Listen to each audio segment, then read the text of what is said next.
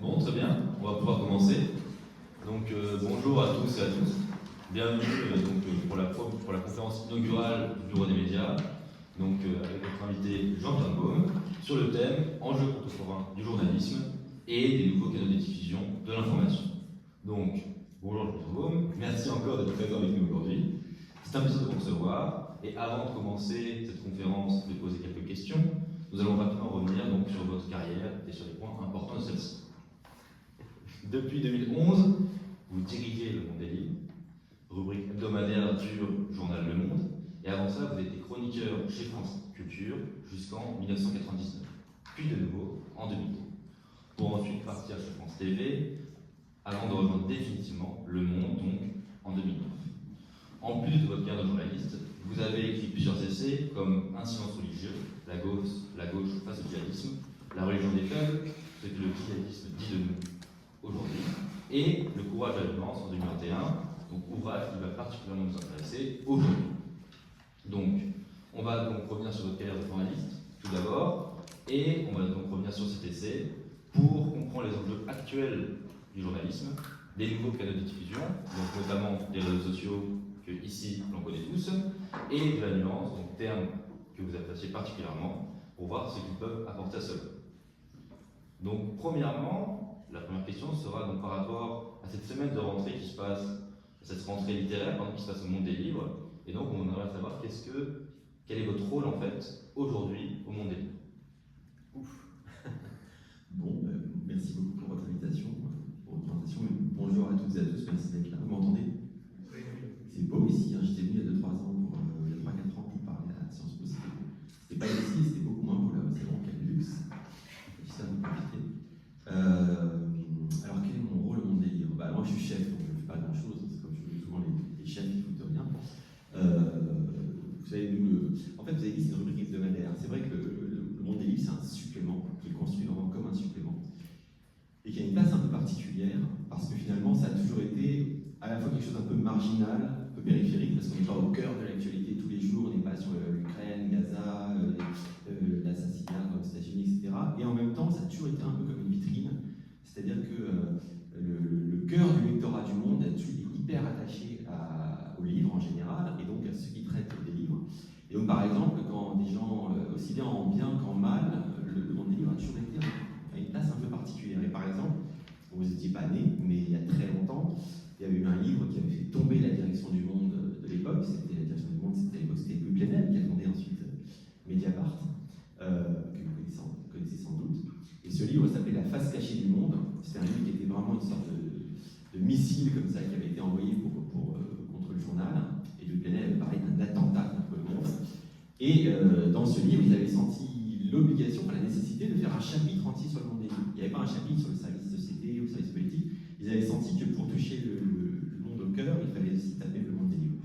Donc ce truc-là, voilà, on existe depuis très longtemps. Et notre rôle, comme vous savez, je ne vais pas me présenter là-dessus, je pense que vous êtes plus sur le journalisme général, mais en tout cas, moi, mon rôle, c'est de coordonner cette grosse machine, puisque notre rôle, c'est de recevoir tous les bouquins qui paraissent, et ensuite de les regarder, les lire le plus possible tous, ensuite de les hiérarchiser, et on a un fonctionnement un peu particulier par rapport à d'autres journaux, c'est qu'on a un luxe comme vous avec ces amphis et ces jardins et ces bancs incurvés que vous allez en lire. Nous, c'est qu'on a plein de collaborateurs et de collaboratrices extérieurs, donc des gens qui sont souvent des maîtres de compte, des gens universitaires, etc., à qui on confie des domaines. Donc on a une équipe en interne dans le journal, on a plein de gens qui sont spécialisés en littérature arabophone, ou hispanophone, ou de sociologie, ou d'histoire médiévale. Et donc c'est des jeunes chercheurs en général, des jeunes chercheuses, à qui on dit voilà, tout ce qui sort dans tel domaine, tu dois faire une veille et tu dois nous dire ce qui vaut le coup ou non de chroniquer.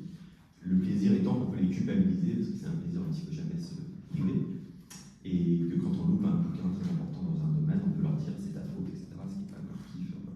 Donc, bon, après, je pourrais vous en parler des heures, mais en gros, là, effectivement, on est en pleine rentrée littéraire. Mais c'est intéressant, on en parlera plus tard, parce qu'il y a la question de la critique, nous on fait de la critique littéraire, et donc la critique, c'est presque à l'opposé de ce qu'on présente généralement comme le journalisme. Voilà. Ça, on en parlera peut-être plus tard, mais en tout cas, c'est intéressant on pourra revenir à la question de la critique pour parler du journalisme en général et de ce qu'on attend, de ce qu'on entend en tant que journaliste. Continuons. En En 2012, Le Monde des Livres donc, publiait une fiction de Salim Baki, enfin, critiquait donc cette Bachi. Je me demandais si c'était Baki ou Bachi. Intitulé Moi, Mohamed Merah. Et cette publication, apparue très rapidement après les attentats de Montauban et de Toulouse, a suscité une vive controverse. Donc des critiques avaient dénoncé une démarche entre guillemets malsaine ou obscène de la littérature pour traiter un sujet aussi sensible. Donc en dehors de cette publication de Moi, Mohamed Merah, quelle autre publication chronique dans le monde des livres vous ont mis dans une situation délicate sur le plan éthique ou bien ont déplacé les limites du débat par rapport à certains ouvrages? C'est vachement intéressant comme question. Ouais, vous voyez un peu de quoi il s'agit là pour Salim Bachir, si vous avez été vite. En gros, il y a eu les attentats contre Mohamed Merah, et comme tout le monde, on a été sidéré par le truc, et on s'est dit, nous, parce qu'on essaye de montrer que les livres et la critique de livres, c'est pas en dehors du journalisme. Donc le but, c'est pour pouvoir faire à la une, pour pouvoir défendre des choses qu'on aime, des poètes ou des poétesses, médiévales, etc., on se dit, il faut qu'on montre au reste du journal qu'on est des journalistes et qu'on participe à la couverture de l'actu. C'est très important pour moi. Donc il n'y a pas longtemps, on a fait, quand Édouard Philippe était Premier ministre, on a fait une double page d'entretien avec Édouard Philippe, on avait l'exclu sur son livre, alors ça n'a rien à foutre, plein de gens dans le monde des livres qui sont censés parler de littérature. Quand il y a eu la révolution en Iran, on a fait une double page où on chroniquait pas des livres, il n'y avait pas des critiques de livres, mais on a demandé à plein d'écrivains et d'écrivaines de parler de la révolution là-bas, vue d'Iran et vue depuis la littérature. Donc on essaie de montrer qu'on est dans le truc, qu'on est dans le game quelque part pour se défendre, parce qu'il y a le journal Le Monde, c'est un grand journal, donc il y a évidemment une concurrence entre services, et on veut montrer à nos camarades de tous les autres services qu'on est pleinement journaliste et qu'on participe de la couverture de l'actualité. Là, quand il y a eu cet attentat, on s'est dit on ne peut pas ne rien faire, et on s'est dit qu'est-ce qu'on peut faire? On va demander puisque le métier, puisque nous on n'arrive pas à nommer les choses, on est tous complètement sidérés, on va demander à quelqu'un dont c'est le métier. On l'a fait plus tard d'ailleurs au moment des attentats de Charlie Hebdo, ça avait bien marché. Là on s'est dit on va demander à un écrivain qui déjà s'était mis dans la tête d'un autre terroriste, on s'est dit on va demander une petite fiction pour essayer de mettre des mots sur tout ça. Et de fait son texte, je dois le dire maintenant, il n'était pas bon. Mais c'est ça le truc, c'est que notre idée est apparue comme obscène et comme mauvaise, et peut-être qu'elle l'était. Mais elle l'était aussi parce que le texte n'était pas très bon. Et je ne jette pas du tout la pierre, c'était très dur à faire, mais je pense que lui-même était intimidé par l'objet, que c'était dans la rapidité, etc. Donc il était pas mal, mais je veux dire, c'était. Et donc, comme le texte n'est pas d'une grande qualité, on s'est retrouvé, et lui en particulier, accusé de complaisance, d'un geste obscène, comme vous l'avez très bien dit. Et peut-être que c'était une faute, enfin une erreur en tout cas. Voilà. Donc je reconnais avec le recul, et déjà à l'époque, on avait dit qu'on l'avait fait sans aucune certitude, aucune assurance, qu'on voulait tenter quelque chose. Il se trouve que ça n'a pas été une grande réussite. Je ne pense pas non plus que c'était un crime incroyable, mais en tout cas. Après, vous m'avez dit quels autres épisodes. Est-ce que je parle trop vite? Je comprends si ça. Dites-moi s'il y a un problème d'élocution. Quels autres épisodes? Il n'y a pas eu grand-chose malheureusement. Nous, on est très sages. Qu'est-ce qu'il y a eu comme polémique? Nous, on avait un actionnaire. Moi, j'avais un actionnaire qui était un des 3 grands actionnaires du monde. Vous savez que le monde a été racheté par Xavier Niel, Mathieu Pigasse et Pierre Berger en 2011. Et un de ces 3 actionnaires, qui était Pierre Berger, m'avait dans le pif, comme on dit. Voilà. Donc régulièrement, il faisait des déclarations en disant ce mec ne connaît rien à la littérature, et tout, ce qui n'était pas forcément complètement faux, mais en tout cas, il m'attaquait publiquement, ce qui était problématique, ce qui a déclenché des polémiques, puisque la Société des rédacteurs du monde était obligée de faire des communiqués pour dire nous sommes indépendants, l'actionnaire n'a pas attaqué notre camarade, etc. Donc ça n'a pas vraiment déplacé les lignes, mais c'était intéressant en même temps, parce que ça nous a permis de nous consolider en réalité, puisqu'au monde, on est quand même indépendant. Donc quand un actionnaire attaque les journalistes, en général, ça renforce ces journalistes. C'est pas le cas dans d'autres endroits où l'actionnaire peut vraiment claquer les doigts à avoir la peau de quelqu'un, mais chez nous, c'est pas le cas. Après, je veux dire, j'aurais des histoires, mais ils sont un peu longues à raconter. Si vous en avez plus tard. Donc, on est d'accord que le but est de ne pas hésiter lorsqu'on publie certains contenus, et on ne peut pas avoir de crainte de provoquer des réactions trop vives. C'est ça, pour résumer un peu ce que vous avez dit. Ah non, je dirais pas ça. Le but n'est pas de ne pas provoquer ou de ne pas provoquer de réactions vives. Enfin, ça au contraire, parce que nous on fait des papiers parfois très durs, on peut avoir des réactions très vives, y compris d'auteurs qui sont furieux, on pourra en parler.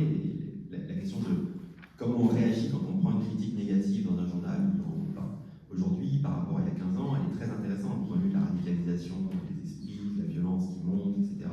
C'est très intéressant. Nous, on n'a aucun problème à avoir des réactions très vives. À provoquer des réactions très vives, ça veut dire parfois qu'on touche juste. Mais par contre, là, c'était une indignation dont on considère avec le recul qu'elle était en partie justifiée. Donc c'est un problème.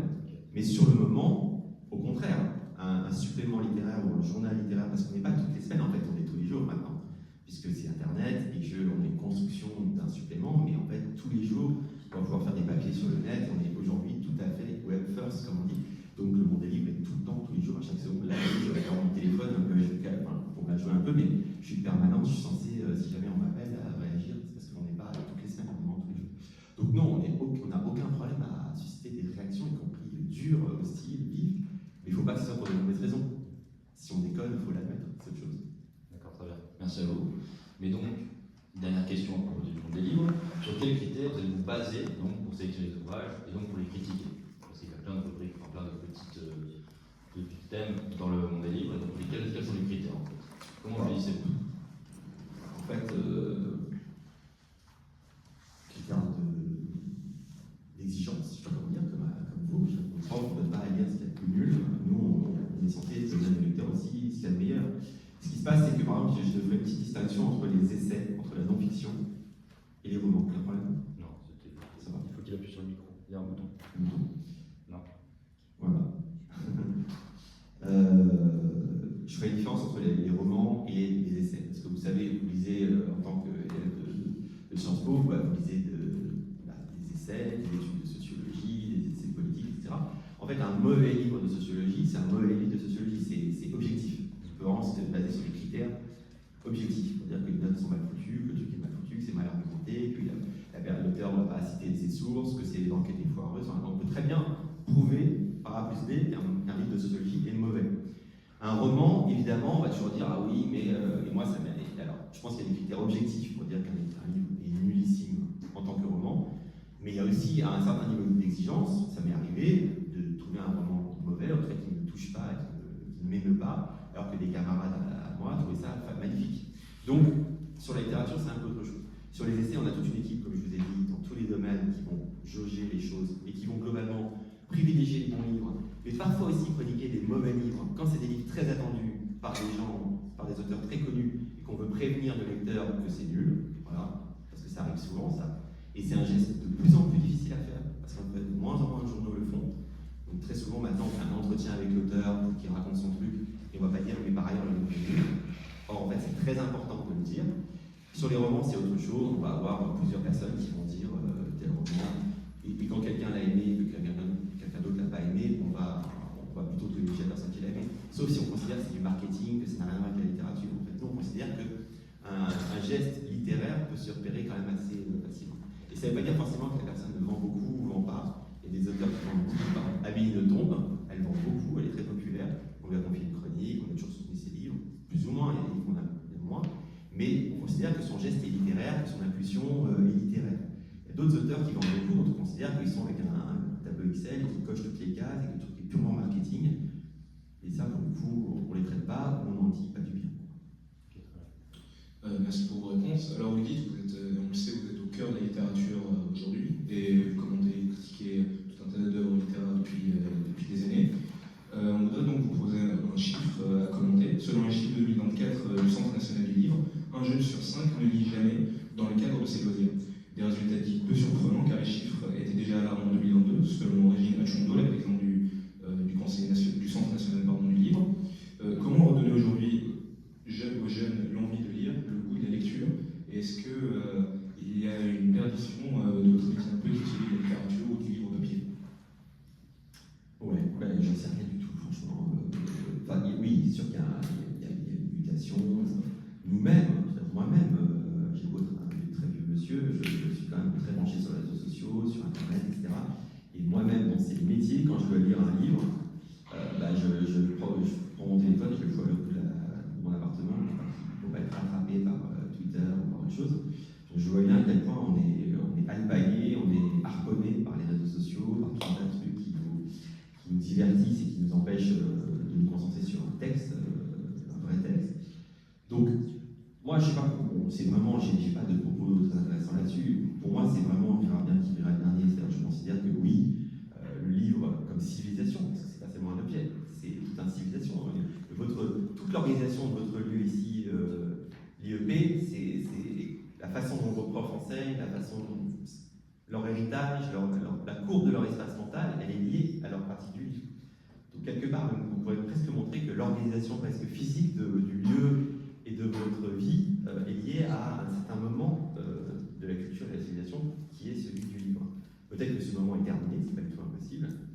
Moi, je pense quand même que, voilà, une sorte de Rival qui ira dernier, je pense quand même que tous les gens, parce que de toute façon, ça fait longtemps que le livre n'est pas, tout le monde n'a pas lu des livres dans tous les sens, mais ce qui est nouveau pour moi, c'est que le livre apparaisse comme un truc élitiste. Vous avez vu ce film qui s'appelle Le Rayon Vert, non? Le Rayon Vert, c'est un des films d'Éric Rohmer les plus beaux. C'est une jeune femme qui s'ennuie et qui part, alors, je crois que c'est dans le sud-ouest d'ailleurs, à la mer, et puis elle s'ennuie, elle se fait draguer, elle s'ennuie, etc. Enfin, c'est très marrant, il se passe rien, c'est le genre de film sublime où il se passe rien.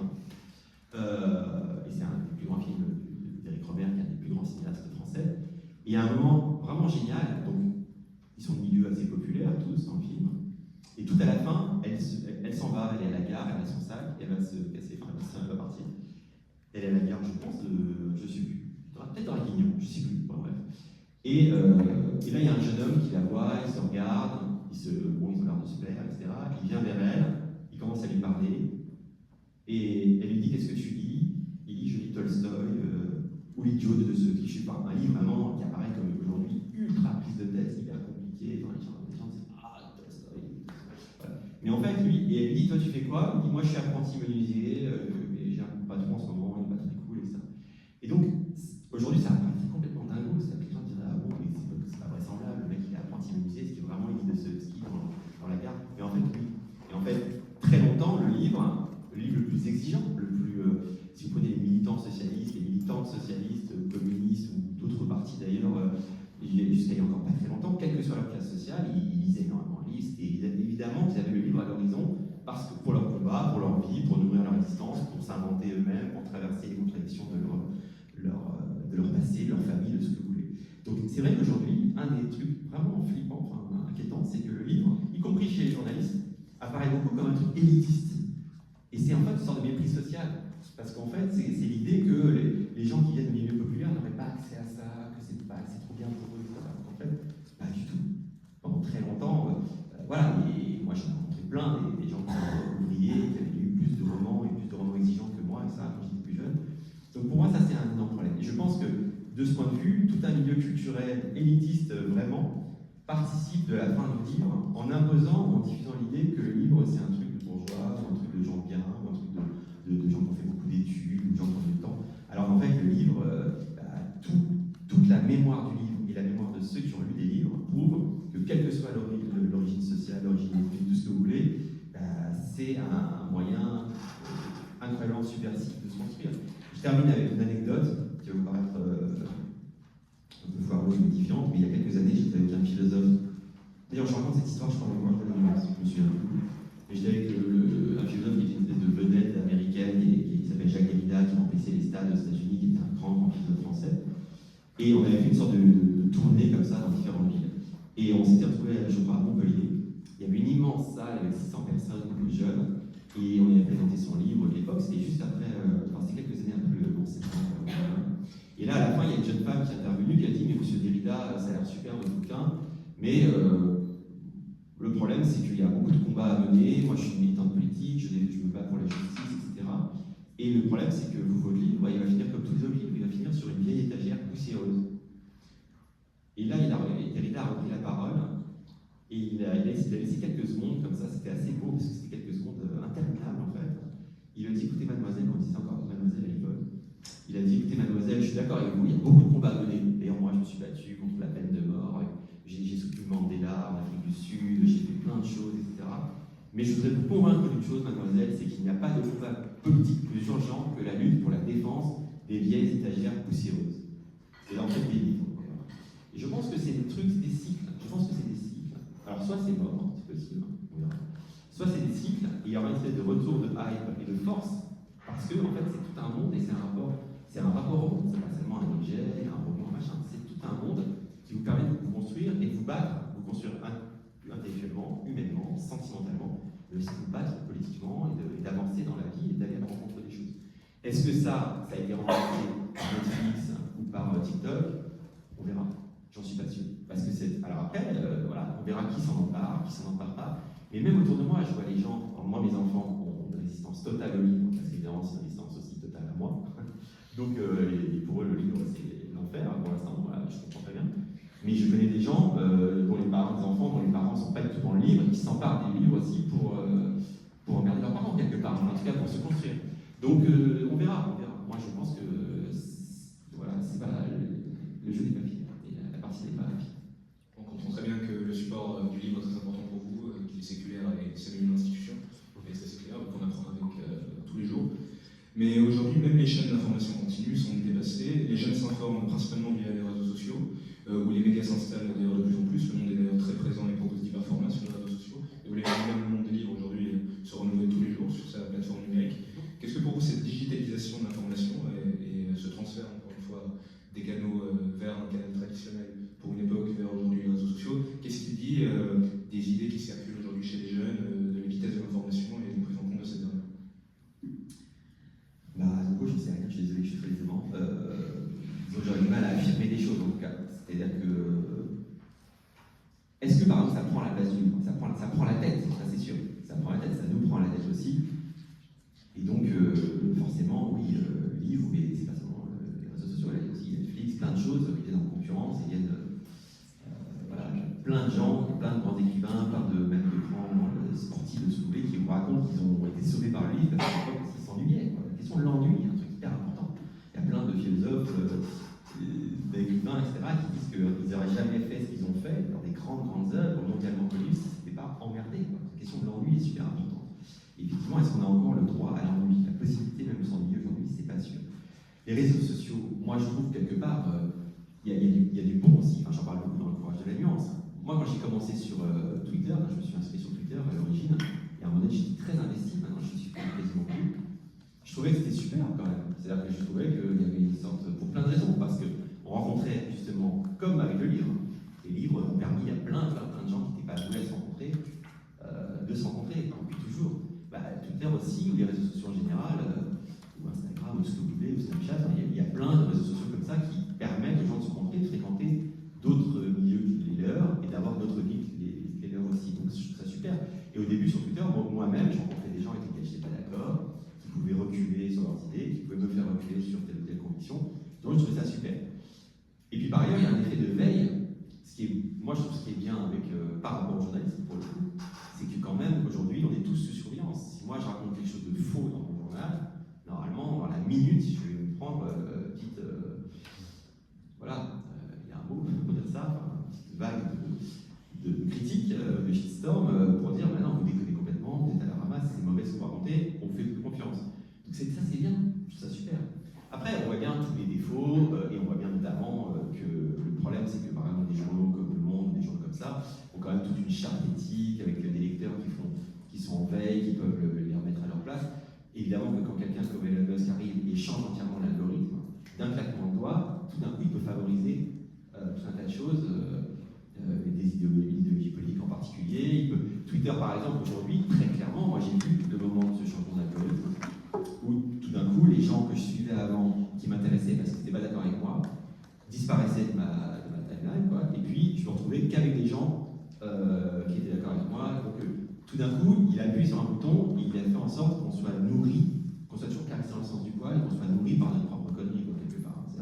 Au lieu d'être bousculé par quelqu'un d'autre qui n'est pas d'accord, tout le temps, il donne du foin comme on donne le chevaux, et puis il vous dit voilà, tu vas kiffer, je te nourris, tes propres préjugés.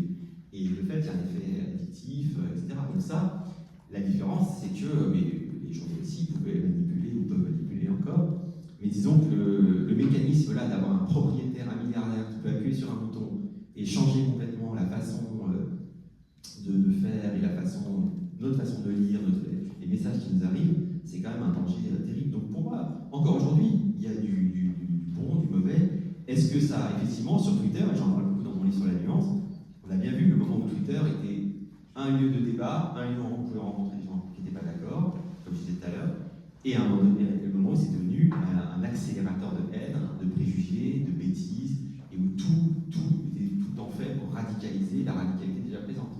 C'est vrai. Donc là, de fait, est-ce qu'aujourd'hui encore il est possible qu'une voix sincère rencontre une autre voix sincère sur tel réseau social, peut-être, vous savez que moi. En tout cas, moi sur Twitter, j'ai vu le moment où ça s'était arrêté, et ça c'est hyper dangereux. Et on voit bien ce que ça donne là avec l'assassinat politique, les trucs. Enfin, si chacun est dans sa bulle idéologique, ou si les gens qui possèdent ces médias alimentent cette perversion de toujours durcir les bulles en question et le vase clos de la haine et du ressentiment, l'espèce de spirale vénéneuse, bah, c'est l'enfer.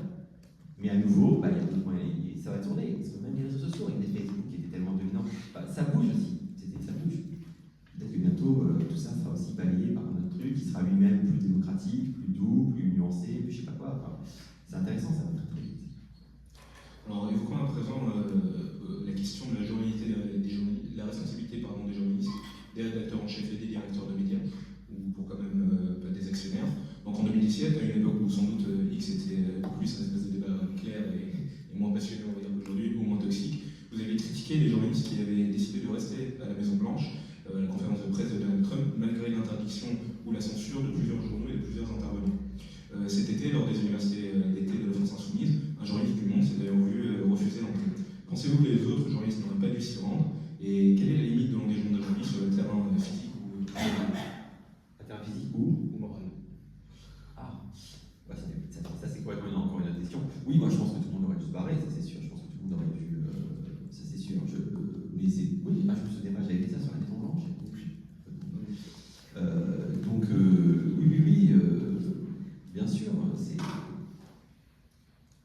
Je sais pas, à nouveau c'est un problème. Est-ce que si le RN. Vous savez, c'est arrivé d'ailleurs. Hein. Est-ce que les autres avaient été solidaires ou pas? Je sais pas. En tout cas, bien sûr qu'il faut absolument refuser ce genre de diktat, de censure, et que tout le monde devrait être solidaire dans ces cas-là, j'en suis sûr. La question de l'engagement, vous disiez, est-ce qu'il y a des limites à l'engagement? Ça, c'est un problème gigantesque, on peut en parler 2h30, mais le gros problème aujourd'hui, quelque part, c'est que, et d'ailleurs les réseaux sociaux aussi viennent exhiber ça, viennent appuyer là-dessus et mettre un coup de projecteur, c'est qu'en fait la question de l'engagement, elle est complètement taboue. C'est-à-dire qu'en fait, on proteste d'autant plus contre les médias ouvertement engagés d'extrême droite ou d'extrême gauche, etc., qu'on entretient une sorte d'illusion sur le non-engagement, l'objectivité des gens qui sont dans d'autres journaux, etc. Alors qu'en fait, pendant très longtemps, les journalistes assumaient pleinement leur subjectivité. Et en fait, ce qui est intéressant, c'est que moi je pense qu'il vaut mieux se coltiner sa propre subjectivité, ses propres préjugés, ses propres engagements, les afficher quelque part pour se mettre à distance et prévenir les lecteurs. Et, par exemple, quelque part, un journal comme Libération ou un journal comme Le Figaro, c'est pas mal pour eux, parce que quand vous êtes journaliste à Libération ou au Figaro, on pense que vous êtes de droite ou de gauche, et on vous projette ça, vous êtes sous cette étiquette-là, et à partir de là, vous pouvez montrer qu'en fait, c'est pas ce qu'on croit. Vous pouvez montrer que vous êtes plus libre dans votre tête que ce qu'on croit.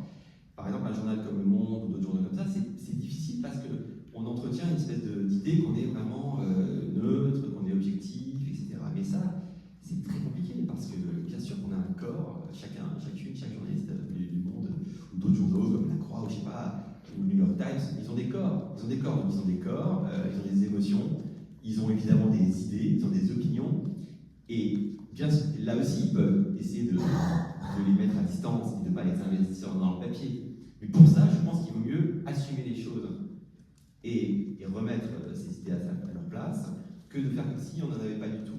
Il n'y a pas longtemps, j'ai eu une discussion comme ça avec un journaliste que j'adore, d'ailleurs, un très très bon journaliste du Monde, et à qui j'avais commandé une critique de livre. Et je l'appelle et je lui dis, écoute, ta critique elle est bien, mais on ne comprend pas du tout ce que tu penses du livre. Il faut quand même qu'on te sente un peu dans ce papier, parce que c'est le but. Nous, on veut que les gens, que le lecteur et les lectrices puissent sentir ce que nos plumes ont ressenti elles-mêmes en lisant tel ou tel livre. Donc il faut que tu nous dises ce que tu en as pensé, ce que tu as senti plutôt que de penser. Il me dit, ah oui, mais moi j'ai pas l'habitude de ça, je travaille sur l'actualité, dans le quotidien, etc. Et donc j'ai l'habitude de m'effacer derrière les faits. Tu sais, tu dépasses de partout, en fait. Tu t'effaces pas derrière les faits, tu dépasses. Personne ne peut s'effacer derrière les faits. Un être humain ne peut pas s'effacer derrière les faits. Et en réalité, ce qui est intéressant avec l'intelligence artificielle, encore plus, parce qu'on n'en a pas encore parlé, mais avec les réseaux sociaux, tout ça, tout le numérique, c'est que ça va obliger les journalistes, quels qu'ils soient, à assumer leur subjectivité, et leur plus-value, ça va être de l'assumer. Puisqu'en fait, si l'intelligence artificielle peut faire des papiers complètement anonymes, anonyme qui donne l'info, qui reprennent les dépêches, qui dit voilà, il s'est passé ça, machin, il était buté hier, etc. Bah, évidemment que la plus-value des journalistes, ça va être à la fois d'être sincère, d'être dans le vrai, d'être à bonne distance de leurs préjugés, donc d'enquêter en toute loyauté par rapport aux faits, par rapport aux lecteurs, mais aussi de dire bah oui, on ne parle pas de nulle part et on assume qu'on ne s'efface pas derrière les faits, personne ne peut faire ça. Au moment où quelqu'un commence à écrire, tout de suite, l'attaque du papier, qu'est-ce qu'il a choisi ou qu'est-ce qu'elle a choisi de mettre en avant, qu'est-ce qui va être dit, qu'est-ce qui ne va pas être dit, parce qu'il n'y a pas seulement le fait de dire un truc qui est faux ou pas, il y a aussi le fait de qu'est-ce qu'on laisse, on parlait de cinéma tout à l'heure, qu'est-ce qu'on laisse hors champ. Il y a aussi toute cette question-là, un papier peut être absolument juste du début à la fin, mais très problématique parce qu'il laisse tout un tas de faits qu'il n'a pas voulu nommer en dehors de son champ. Alors on peut dire qu'il n'a rien dit de faux, mais il n'a pas nommé telle ou telle chose. Et je pense que cette question de nommer les choses est centrale dans le livre sur l'influence, c'est la question de la franchise, c'est la question de la sincérité, et toutes les évolutions numériques, là, l'IA et tout ça, ça va obliger les journalistes à faire muter une fois de plus leur pratique, et sans doute que la plus-value même de leur pratique, ça va être d'assumer, d'être d'autant plus loyaux et forts et dans le vrai qu'ils assument leur subjectivité. Parce que l'objectivité, personne n'est Dieu, on n'est pas Dieu. Donc pour être objectif, il faut plutôt tendre vers une forme d'objectivité qui passe d'abord par le fait d'assumer sa subjectivité, le fait qu'on est des êtres humains, des contradictions, des préjugés aussi comme les autres. Très bien. Merci pour votre réponse. Encore une fois, une question qui va un peu changer de quoi on parlait. Vous avez écrit en 2006 avec Raphaël Chevènement sur Thierry Ardisson dans la face visible de l'homme en noir. À son malheureux décès cet été, certains ont tweeté, écrit et même un documentaire a été réalisé. On a également pu voir sur les réseaux sociaux un teaser de France 2 annonçant l'arrivée de Léa Salamé à la présentation du JT de 20h, comme une sorte de mercato un peu des journalistes. Donc la question qu'on vous posez, c'est est-ce que vous pensez que le journaliste devient parfois une star médiatique plus qu'une personne diffusant l'information, notamment à la télévision? Bien sûr, mais ça fait très très longtemps. Je veux dire, aux États-Unis, dans les années 70-80, il y avait une grande star du journalisme, et aujourd'hui, il y a une starification supplémentaire. Je dirais qu'un des problèmes qui se pose,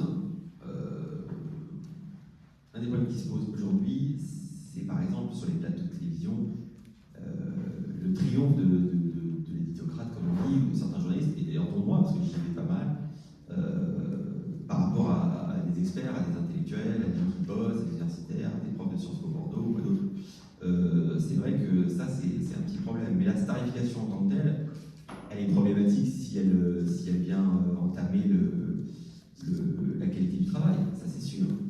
Mais sinon, de toute façon, le problème, par exemple, quelqu'un comme Louis Plenel, c'est très intéressant. Moi, c'est lui qui m'a recruté au fond. Il est devenu une vraie petite star. Quand vous vous baladez aujourd'hui avec Louis Plenel dans la rue, toutes les 3 mètres, il y a quelqu'un qui l'arrête pour lui dire vous êtes génial, je vous adore, heureusement que vous êtes là, heureusement que vous défendez les pauvres, les opprimés. Vous voyez qui c'est, Louis Plenel? Oui. Voilà. Bon, il y a plein de journalistes, je pense que vous ne savez pas qui c'est, donc ils sont bon.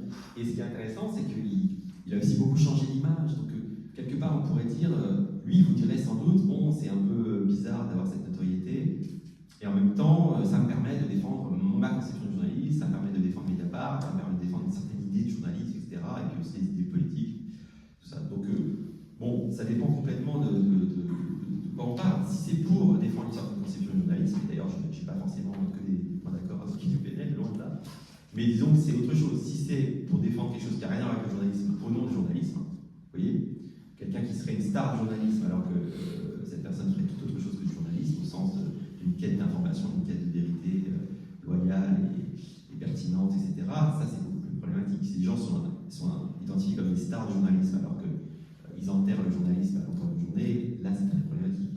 Si c'est au service d'un combat pour le journalisme et d'un journalisme de qualité et d'excellence, ça me gêne moins. Même si toute starification est toujours un peu débile dans tous les domaines, en fait. Parce qu'on va tous mourir, c'est un peu ridicule. Ma grand-mère disait toujours, celui-là, il oublie qu'il va bouffer les pissenlits par la racine. Voilà, quand on parlait d'une star, on va tous manger un jour les pissenlits par mois, mais les pissenlits par la racine, et donc il ne faut pas trop se la jouer quand même. Mais ça ne concerne pas que le journalisme. Alors à présent, revenons sur l'un de vos concepts phares que vous développez énormément, la nuance. En 2021, vous en faites une clé de lecture centrale pour le courage de la nuance, votre œuvre. Mais cette notion traverse aussi l'histoire intellectuelle, et vous le montrez dans votre ouvrage. Montaigne avec le doute, le que sais-je, Roland Barthes, célèbre critique français, qui vous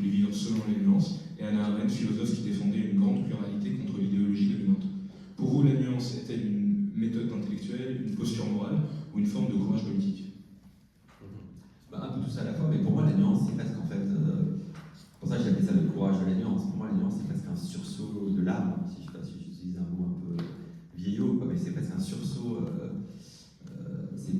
Pour moi, la nuance, c'est tout sauf un truc tout mou.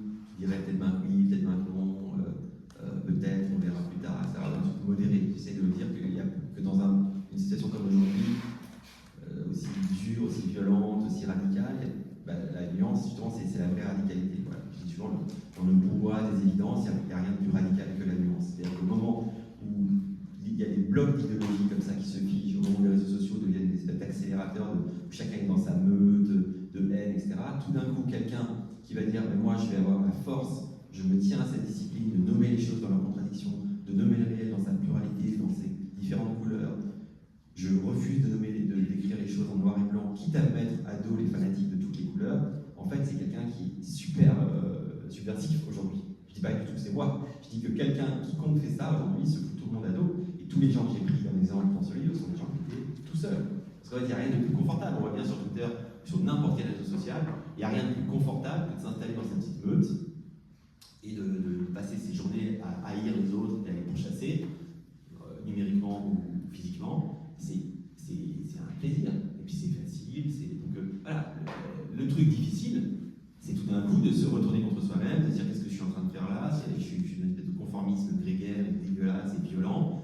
Je me repais de ma mauvaise foi, parce que c'est un kiff la mauvaise foi évidemment. Quand vous êtes en train d'argumenter et que vous sentez que vous êtes en pleine mauvaise foi, et qu'en fait l'autre a un peu raison, mais vous allez tac-tac. C'est toujours un kiff, et quiconque a fait un peu de politique, un peu milité, le sait, ou même un peu discuté avec ses parents pour les emmerder. Tout le monde le sait, la mauvaise foi ça peut être un grand plaisir. Mais le moment où, dans une période comme celle-là, dans des périodes dures politiquement, et pas seulement politiquement, tout d'un coup on dit bah moi je refuse d'être là-dedans, et je pense qu'une position, non c'est ce que j'essaie de montrer dans le livre, qu'une position nuancée, tous les gens que je prends dans le livre, c'est des gens qui ont traversé des moments très très durs, encore beaucoup plus durs qu'aujourd'hui, les années 30, Vichy, la guerre coloniale, etc. Ils ont traversé des moments très très durs, et j'essaie de montrer qu'avec le recul, on voit que leur position sur le moment, à chaque fois, elle était hyper minoritaire, et non seulement on peut dire qu'elle était plus juste intellectuellement, qu'elle était plus en rapport avec la vérité des faits, mais que même elle aurait été plus efficace politiquement. Parce qu'une position, par exemple, là je sors un nouveau livre dans quelques jours, qui va s'appeler La force d'être juste, changer le monde sans refaire les mêmes erreurs, et je prends plein de gens qui étaient des révolutionnaires ou autres dans les années 30 par exemple, et qui étaient complètement seuls, parce que c'était des gens qui voulaient lutter contre le fascisme, lutter contre le capitalisme, faire leur révolution, mais qui en même temps refusaient d'occulter les crimes du stalinisme, le goulag, les millions de morts dans l'Union soviétique, etc. Et comme ils faisaient ça, on disait ah bah non, si tu dis que si tu parles, il faut taper sur le fascisme, mais si tu parles du goulag, tu fais le jeu de l'extrême droite, donc tu es un traître, donc on ne veut plus te parler, etc. Ces gens-là, ils ont dit bah non, moi je pense qu'on ne peut vaincre vraiment le fascisme que si on est honnête et on montre qu'on le fait du point de vue d'un courage, de la vérité, et donc un courage aussi de la lucidité. Donc la nuance pour moi c'est absolument ça, c'est pas du tout un truc de modération molle, de tiédeur, de naïveté. C'est ce moment où vous luttez d'abord contre la bêtise en général et contre votre propre bêtise, pour vous retourner contre vos propres préjugés et où vous dites moi je vais dire les choses comme elles sont. Ce qui implique l'action de la franchise, et c'est l'action du journalisme aussi. Puisque quiconque commence à écrire un article ou à faire un papier à la radio ou à la télé, tout de suite il sent bien, vous le sentez bien, enfin si un jour vous faites ça et vous le sentez déjà quand vous faites un papier sur votre, même vous sentez bien le moment où vous commencez à écarter des choses qui vous gênent, des faits, des idées, donc bon je ne vais pas trop insister là-dessus parce que c'est pas trop mon truc. Bon bah là, hop, vous êtes tout de suite sur cette pente savoureuse qui est en même temps à nouveau un plaisir, qui est la pente de la mauvaise foi, qui est la pente d'un journaliste, une journaliste, et tout le temps guidé par ça, tout le temps. Et donc, si le journalisme veut survivre, il faut absolument que ce soit un journalisme aussi nuancé, au sens, non seulement où il va décrire les choses dans leur complexité, leur contradiction, leur pluralité, mais aussi au sens où il va décrire les choses comme elles sont. Et il ne va pas écarter tout ce qui les gêne. Voilà. Et ça, c'est un truc énorme. Moi, j'ai plein d'exemples. J'ai même des exemples où j'ai participé moi-même à ce genre de processus de délégation et de... Voilà. Donc, il faut se surveiller soi-même.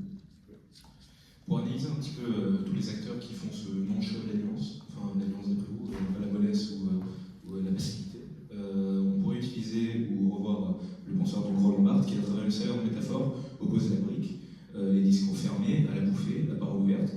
L'alliance consisterait à trouver le bon tempo, à se laisser traverser par les bouffées pour contourner les briques, parmi les fabricants de briques, ici notamment les bourgeois, les bien-pensants et l'idéologie militante. Selon vous, qui fabrique aujourd'hui ces briques ? Mais vous voyez, juste c'est vachement important, je suis très content que vous l'ayez relevé. Roland Barthes, c'est un auteur magnifique, vous l'avez peut-être déjà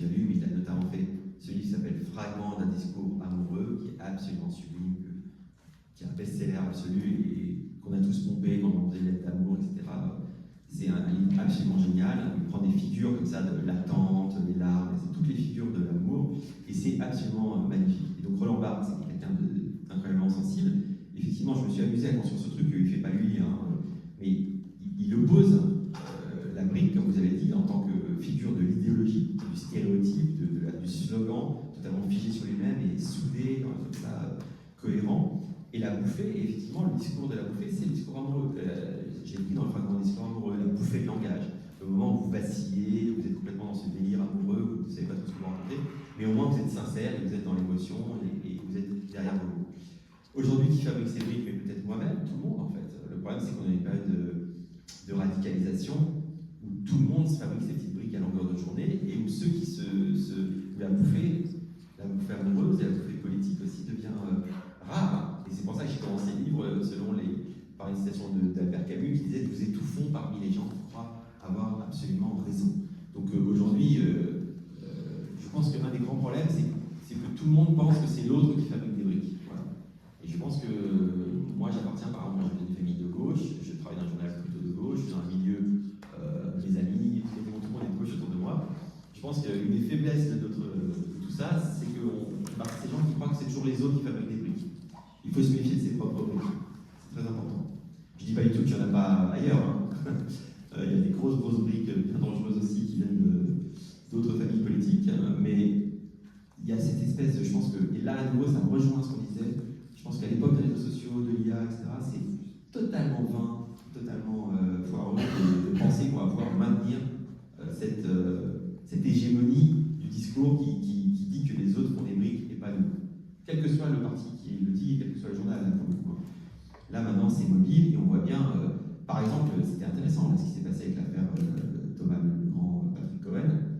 On voit bien quand même que le rapport de force se complique. Et que justement, si des journaux comme Le Monde, comme Libération, des radios comme France Inter, etc., veulent continuer à peser autant qu'ils pèsent déjà, parce qu'ils pèsent beaucoup et très fort, et c'est tant mieux, ben, il va falloir quand même prendre en compte que le rapport de force a un peu bougé, et que c'est plus si facile de dire la brique elle est là-bas. Que eux ils disent les briques c'est Le Monde, c'est France Inter, tout c'est très bien. Mais je pense qu'on rentre dans une période où on voit bien qu'il n'y a plus de monopole de tel ou tel média qui pourrait affirmer que les fabricants de briques, les fabricants d'idéologie, de préjugés, c'est les autres. Et quelque part, voilà, c'est une situation qui est dangereuse parce qu'il y a cette prolifération des fake news, de discours violents, etc. Mais c'est intéressant aussi parce que ça va obliger les journaux, quels qu'ils soient, et les médias en général, à en rajouter sur la sincérité, sur la nuance aussi, parce que ça veut dire que, par exemple, beaucoup plus qu'avant, si moi je fais un papier en occultant une partie du réel, plein de gens vont dire sur les réseaux sociaux immédiatement, bah ouais d'accord, on te voit venir, tu ne peux pas parler de ça parce que ça te gêne. Alors, en fait, la question de la nuance, pour moi, c'est celle-là, c'est la question d'écrire le réel dans toutes ses complexités et tout le réel. Voilà, tout le réel. Et donc accepter de voir ce qu'on a sous les yeux et le décrire. Et ne pas l'évacuer, parce que, par exemple, je termine par là-dessus, mais dans mon nouveau livre, je parle de cette époque des années 30. Si vous voulez, à chaque période, là on est dans une période, on vit un moment ensemble, on vit tous ensemble. Bon. Et maintenant, on est tous persuadés que les autres ont raison, quels que soient les autres, et que quiconque dit l'inverse fait le jeu des autres, etc. Et on est convaincu qu'on a raison totalement. Voilà. Mais sauf qu'à chaque période, à chaque fois, on s'aperçoit que 20 ans ou 30 ans après, on a un peu déconné. Et par exemple, si on prend les années 1930, je prends l'exemple d'un grand révolutionnaire, qui était un grand libertaire, anarchiste, qui a fait plein de choses, qui s'appelait Victor Serge, qui est un immense écrivain aussi, qui a publié un roman qu'il faut absolument lire, qui s'appelle S'il est minuit dans le siècle, qui est un immense roman antitotalitaire. Donc lui, c'était un mec issu d'un milieu très pauvre, né en Belgique. Il était anarchiste à 14 ans, il a fait des hold-up, il a fait de la prison pour des hold-up, après il a participé à des émeutes en Espagne, après il a fait la révolution bolchevique avec les bolcheviks. Et après, comme il était dissident, libertaire et tout, il a été foutu en tôle par Staline. Il y a eu une immense campagne internationale des écrivains pour le sortir de prison. Il fait partie des rares qui sont sortis du goulag pour être libérés par Staline. Or, qu'est-ce qui se passe quand il arrive à Bruxelles puis en France? Bah, lui, il a vu qu'il y avait un truc qui clochait un peu en Union soviétique. Il a fait la révolution bolchevique, on va dire que c'est l'extrême droite. Voilà. Il est pour la révolution mondiale, tout ce que vous voulez. Mais il revient en disant, oui, cher camarade, d'accord, le capitaine capitalisme, c'est pas toujours super, le fascisme, c'est pas cool non plus, mais par ailleurs, là, je viens d'un truc, c'est vraiment pas génial. Je vais passer, je parle bien de son propos. Et de fait, personne ne l'entend. Il n'y a pas un journal de gauche qui ouvre ses colonnes, qui dit on va lui laisser la parole, et on dit mais non, n'importe quoi, c'est un traître, machin, il calomnie l'Union soviétique, il calomnie la patrie socialiste. Donc, 20 ans après, les mêmes qui l'ont calomnié vont dire ah, il avait raison. Mais sauf qu'au moment où ils l'ont calomnié, et où ils ont fermé la porte de leurs journaux, il avait totalement raison, et il était décrit comme un traître, voire comme un fasciste. Donc, ça veut dire qu'au moment, qui était le fabricant de briques à ce moment-là? En tout cas, le problème, c'est qu'il faut faire attention. Sur le moment, quand on est hyper sûr que c'est les autres qui racontent n'importe quoi, et que nous, on a totalement raison sur tout, qu'on est dans le camp du bien, etc., c'est pas toujours vrai. Ça peut être vrai, mais c'est pas toujours vrai. Et parfois, 20 ans après, on a des très très mauvaises surprises et on est obligé d'avouer que peut-être on a un peu déconné. Très bien, merci pour cette précision donc, sur la nuance.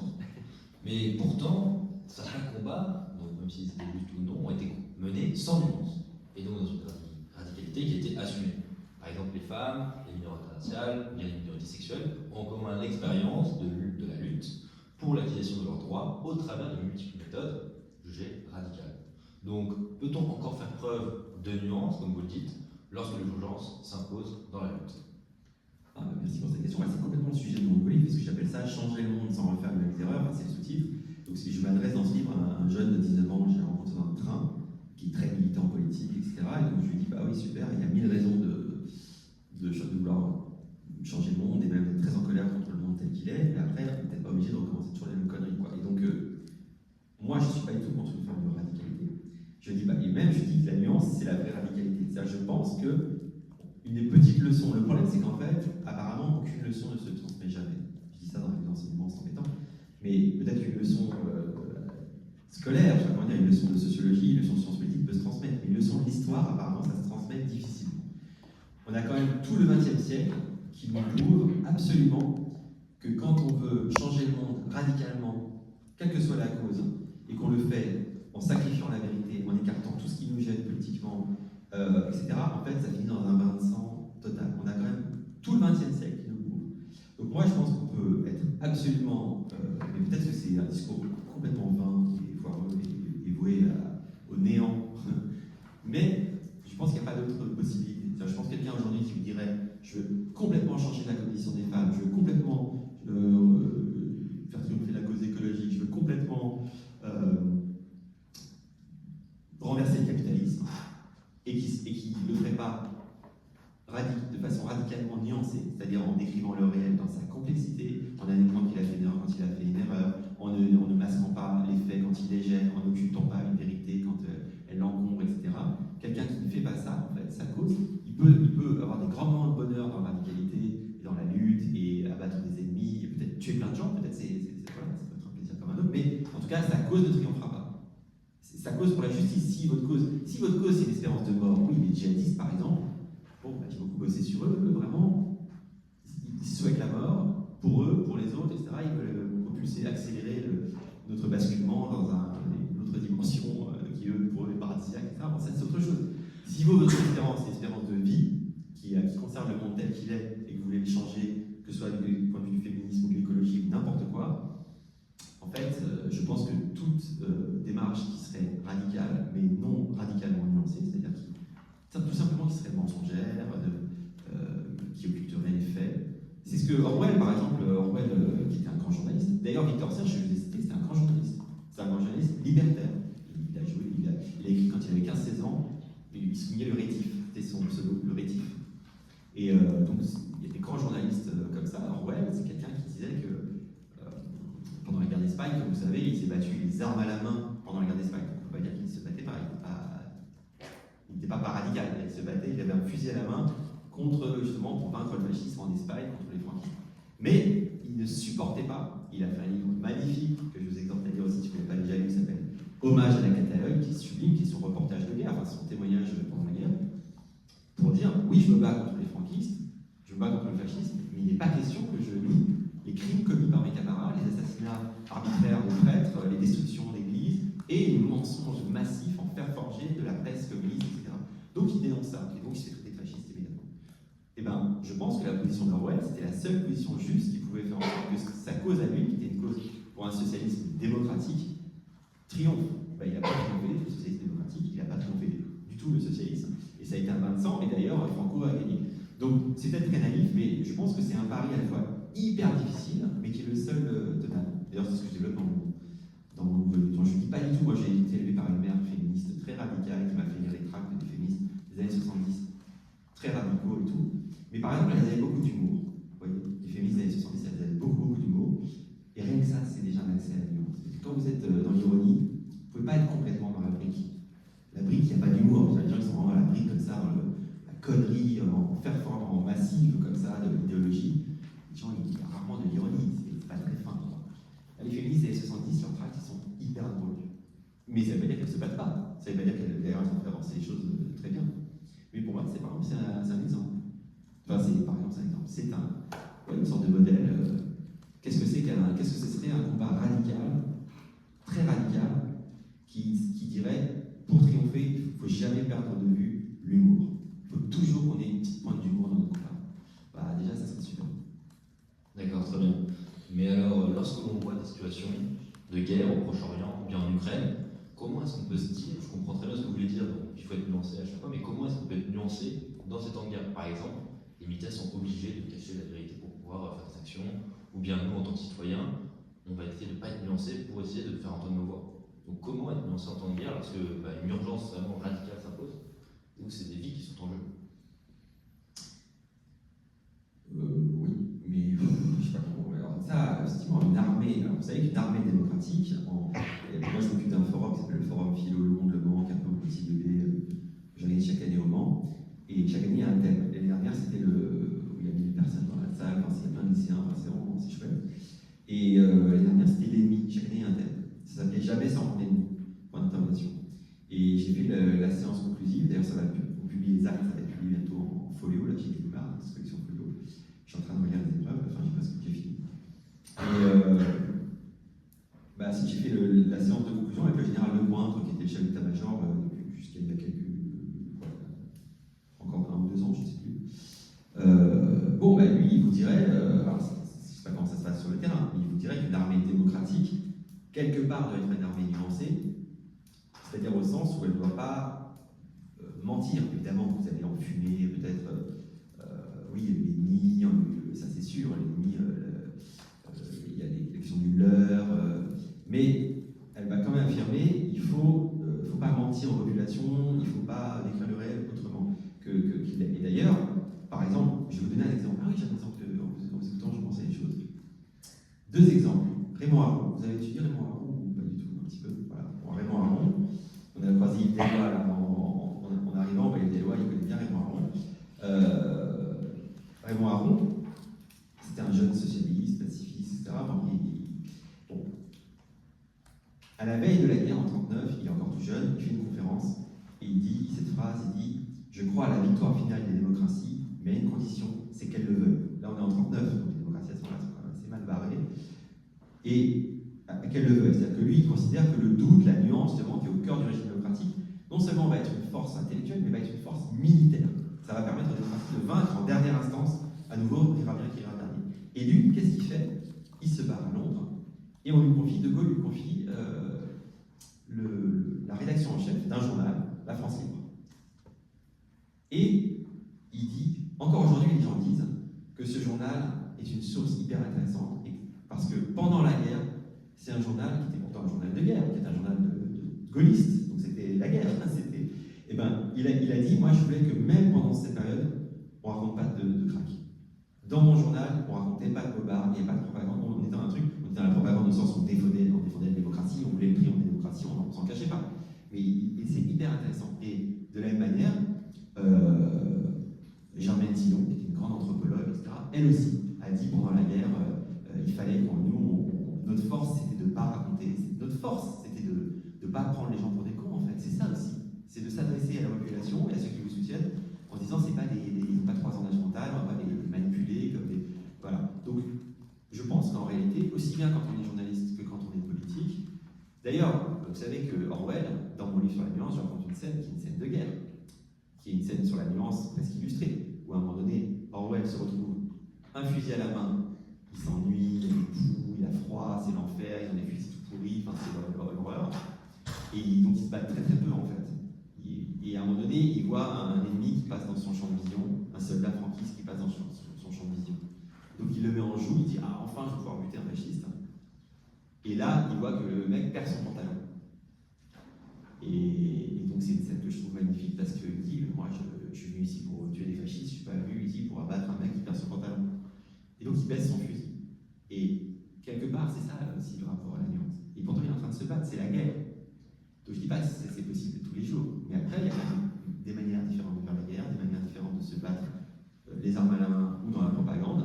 Et je pense que d'ailleurs, voilà, l'espoir de Raymond Aron, qui est peut-être un espoir vain, mais qui s'est révélé juste au moment de la Seconde Guerre mondiale, c'est que les démocraties, en tant qu'elles sont fragiles, aujourd'hui à nouveau on est dans le même truc, regardez Poutine, les Chinois, etc., tout le monde dit ah, la démocratie c'est un régime de tocards, de naïfs, d'impuissants, on va les balayer, etc. Mais Hitler et les autres c'est la même chose. À chaque fois, on revit une période où on dit la démocratie c'est un truc de loser, et avec un petit débat là et tout, on va les balayer. Bon, bah, Raymond Aron, sa foi, c'était une foi, il ne pouvait pas le prouver, c'est pas une équation. Sa foi, c'était que ça allait être une force de la démocratie, ça allait être la force militaire, de mettre le doute, l'incertitude et la nuance au cœur de leur régime et de leur société. Et une société où on peut, et ça c'est important, une société où un journaliste peut être libre, où on peut dire quelque chose sans finir en prison, on peut critiquer le président de la République et dire que c'est un salaud. Moi, si je vous dis là tout de suite, Macron est un fasciste, il n'y a aucun policier qui va venir me chercher pour m'arracher les yeux ce soir dans une cave. Bon, c'est essayer de faire ça impossible, de les galérer. Donc en fait, c'est important de maintenir la différence et de comprendre qu'il y a une vraie différence. Et de ce point de vue, il y a aussi des différentes manières de faire la guerre, y compris dans la propagande. Et Orwell, à nouveau, on ne peut pas dire qu'il n'était pas engagé, il se battait les armes à la main en Espagne, mais il ne voulait pas se battre, même militairement, en mentant et en masquant en sacrifiant à sa cause la vérité. Je ne sais pas si c'est très convaincant ce que je dis, ça paraît peut-être atrocement délicat, j'y crois. On comprend très bien, merci pour vos réponses. Mais on pourrait aussi vous rétorquer que même Raymond Aron avait des idées très claires, voire même très radicales, qu'il avait fait beaucoup de propos qui pouvaient paraître assez pamphlétaires, envers Sartre, envers l'Union soviétique ou quoi que ce soit. Même que George Orwell était assez radical et que dans sa dystopie 1984, il décrit d'une manière assez radicale un monde qui n'est pas encore arrivé à son époque, mais qui pourrait le devenir. Comment aujourd'hui convaincre que la nuance peut permettre de gagner, quelle est on va dire, la notion phare ou la chose qui doit être primordiale dans toutes les actions? Mais c'est passionnant comme question, mais je ne suis pas d'accord avec vous. C'est-à-dire que quand il fait 1984, Orwell, il dit explicitement qu'il ne décrit pas du tout un truc futur. Il fait semblant de faire une dystopie, mais en fait il décrit l'Union soviétique. Et il le dit très clairement quand c'est tout à côté. Et de la même manière, Aron, quand vous dites non, le Aron dont je vous parle, c'est le Aron de 39, qui est un jeune homme en fait. Hein. C'est un jeune homme. Et c'est un jeune homme qui par hasard, a été nommé en Allemagne. C'est un jeune socialiste en fait. Bon, pour tout le monde, c'est un peu con du Figaro, machin, tout le monde, un réac, un machin. Mais en fait, même au Figaro, il n'était pas du tout con. Et par ailleurs, comme jeune, il était un jeune socialiste. Simplement, il a été nommé en Allemagne comme aide de conf, un peu par hasard pour ses études. Enfin, il a eu la possibilité d'aller en Allemagne. Il a vu l'avènement du nazisme. Il a vu l'avènement du nazisme sous ses yeux. Et à ce moment-là, il était pacifiste. Il était archi-pacifiste. Il ne voulait pas du tout la guerre. Bon, après, il est revenu. Il a dit bon, il y a peut-être un problème quand même. Et donc, il s'est engagé dans un mouvement antifasciste avec d'autres gens de gauche. Mais il a dit moi, par contre, il n'est pas question que je masque, que je cache ce qui se passe en Union soviétique. Il y a aussi des trucs, c'est pas très cool ce qui se passe en Union soviétique. Et donc, il s'est retrouvé tout seul, déjà à l'époque. Après, il s'est retrouvé tout seul très longtemps. Et c'est sa force. Mais ce que je veux dire, c'est qu'en 1939, c'est pas du tout le Raymond Aron sur Sartre en plus, il n'est pas du tout radical. Hein. Raymond Aron, il passe son temps à lui rendre hommage, il le vanne un peu comme ça, parce que c'était un copain, c'était son petit camarade, c'était dans son anneau mal su. Mais jusqu'au bout, il dit qu'il rend hommage à son génie, qu'il le trouve super, que son œuvre restera, alors que la sienne, lui, Raymond Aron ne restera pas. Enfin, Raymond Aron, c'est quelqu'un dont les propos n'étaient pas du tout radicaux au sens de la mauvaise foi, c'est ça que je veux dire. Hein. Il pouvait être radical dans son espérance démocratique, par exemple. Oui, il était radicalement attaché à la démocratie, au pluralisme, au fait qu'on puisse s'exprimer, s'engueuler, sans finir en prison. Ça, il était radicalement, mais c'est comme on peut être radicalement féministe, radicalement écologiste, et ne pas avoir envie de mentir. Et Raymond Aron, vous aurez du mal à choper les textes de politique de lui, ou peut-être qu'il se trompait à tel ou tel moment, mais vous aurez du mal à le choper en flagrant délit de mensonges, de mauvaise foi. Oui, de mauvaise foi. Alors que Jean-Paul Sartre, que j'aime bien beaucoup, il a passé son temps à ça. Jean-Paul Sartre, c'est génial, il a des trucs incroyables, j'ai découvert récemment encore.